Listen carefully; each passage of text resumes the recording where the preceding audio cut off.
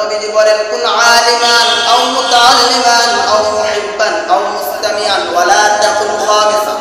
আল্লাহর নবী বলেন, হে দুনিয়ার মুমিন, আমার উম্মতের দল, হয় আলেম হও অথবা আলেমের ছাত্র হও, আও মুহিব্বান, 3 নাম্বার, অথবা আলেমকে ভালোবাসো, আলেমকে লাভ করো, আলেমের সাথে সম্পর্ক রাখো।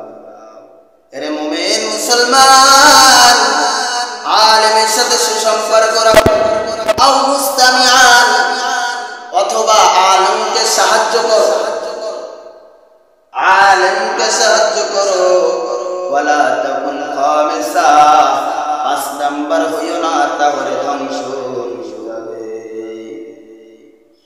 1 নাম্বার আলেম হও,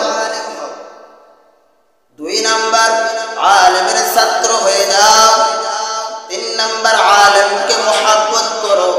কারণ আল্লাহর নবী বলেন, মান তাশাব্বাহা বিকওমিন ফাহুয়া মিনহুম, যার সাথে তার মুহাব্বত, তার সাথে তার কিয়ামত।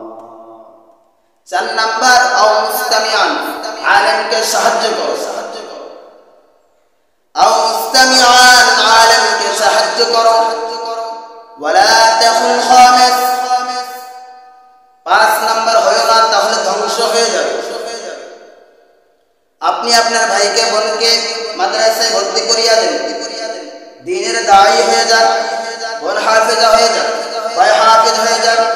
আপনাদের পাশেই প্রতিষ্ঠান গড়ে উঠেছে সেখাল একাডেমি ও আল হেরা মহিলা মাদ্রাসা। পুরুষ শাখাও রয়েছে, মহিলা শাখাও রয়েছে।